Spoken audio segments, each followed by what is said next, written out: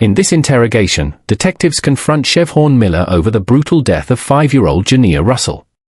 The child's injuries, described as consistent with car crashes or extreme falls, leave little room for accident theories.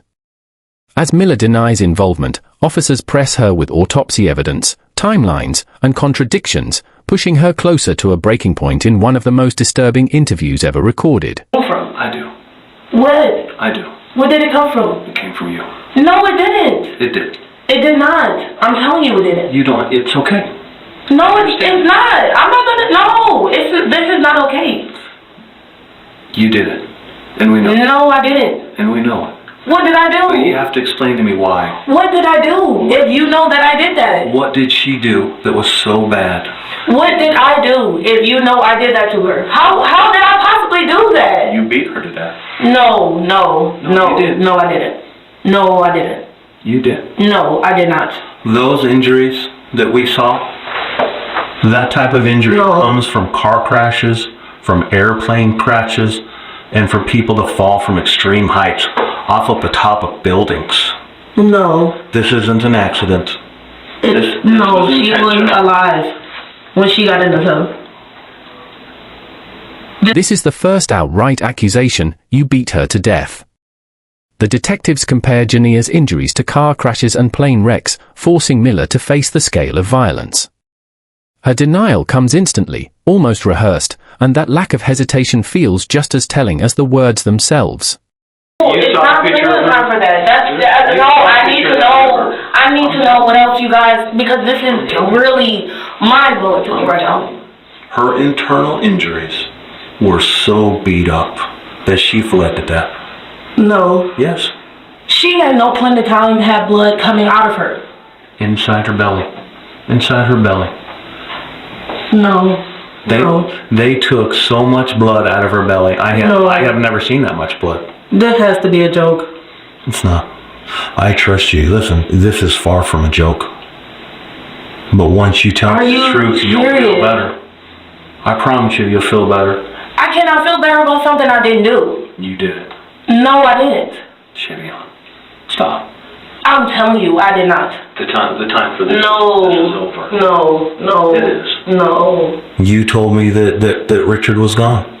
You told me he was gone, that he checked out. He was at the clinic. We know that the injury to her liver was so severe that she died within minutes of the injury. He wasn't in the apartment. She was alive. She was alive. There was no reason she could have possibly died from an injury like that when she was alive the whole time in the tub until I walked off. Tell me what happened. I walked off from her. That was it. No. Yes. The time for sticking to this story is over. You can't fight evidence. We have medical evidence that shows how she died. This isn't a game. This isn't a joke. I'm not trying to... She had water coming out of her. I agree. She did have water coming out of her. That's not what killed her. What? She bled to death. No, she didn't. I'm telling you, no. Janiyah was alive in the tub. Tell me what happened. No. Please. I didn't do anything. Please explain to me why this beautiful little girl... Here the clash sharpens. Detectives argue she bled to death, not drowned. Miller clings to her version, repeating that CPR brought water out of the child. When an investigator says, "Look at me," it's clear they believe she's avoiding the reality of what happened. Silence and avoidance can scream louder than words. I didn't do that. You were the only one in the apartment. Richard wasn't there. Her death occurred within 2 to 3 minutes. I'm not saying this. A doctor is saying this. A super smart person. There's no way. Who was a lot more educated her death could have possibly occurred within 2 to 3 minutes. No, she was up. She was up. She was doing fine. Is this why you tried to kill yourself last night? Is this why? I mean, 'cause I can't imagine the guilt. I can't imagine how guilty you must feel that baby died while you were taking care of her. Now, from the looks of your wrists and the look of your neck, I'm going to say you either tried to cut yourself, but just weren't able to do it deep enough, because cutting yourself is tough. I'm going to guess that you tried to hang yourself at one point, or at least strangle yourself, so that you lost consciousness. Her dad.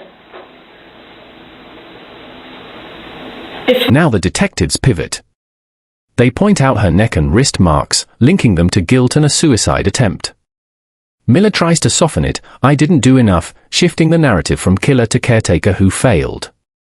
It's a small but dangerous admission, blurring lines between neglect and direct violence. Figure out what is really going on. Have you ever built a puzzle?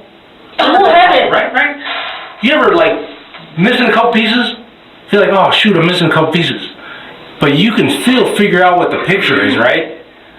That's where we're at. I might be missing a few pieces of the puzzle. I might be missing how it happened, why it happened, where in the apartment. I might be missing some pieces, but I got the picture. No, I got the picture. The picture's there. This has to be wrong. There's nothing wrong about it. Now, if you were hitting her and you went too far, you had, maybe you didn't realize how hard you were hitting her, or maybe you fell on top of her and didn't realize how hard you did that, that's understandable. But if you woke up that morning going, "I'm going to beat the crap out of this little kid," that's a different person. No. That's what we need to figure out who we're talking to. Because I don't know who we're talking to right now.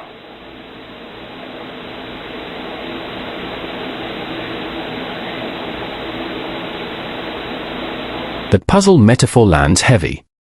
Even if they don't know every detail, the picture is clear: Janiyah was beaten to death.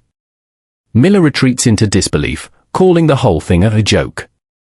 But that refusal to engage with the evidence only makes the detectives press harder.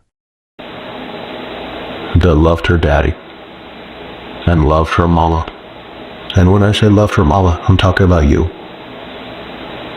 That little girl woke up Wednesday morning. It's like it was another day. And then sometime between the time she woke up and 8 o'clock in the morning, she died. And children just don't die. There were only 2 people inside that apartment. You and her.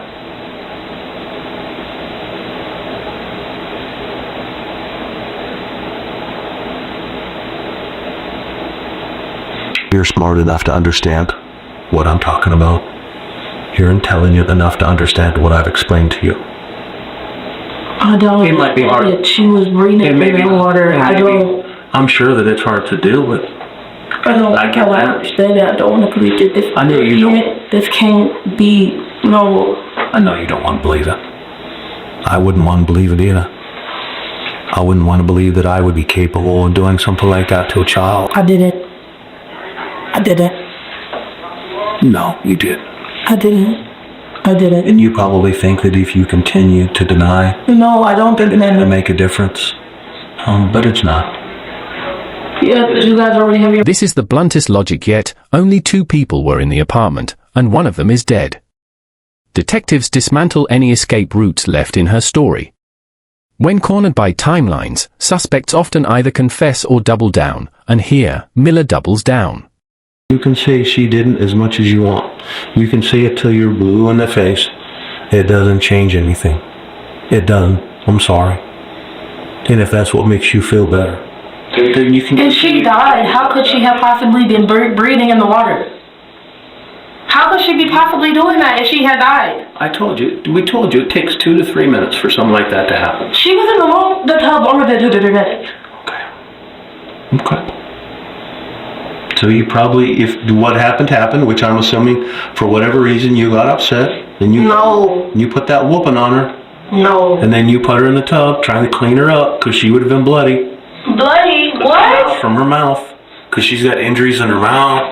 She would have had a bloody nose. What? So you put her in the tub to clean her off. That's completely made up. Because we see it all the time. But I didn't ever agree to or say that's what happened. The first time that I've seen it. I didn't at no point in time agree to saying. Detectives lay out their cleanup theory. She hit Janiyah, then placed her in the tub to wash away blood.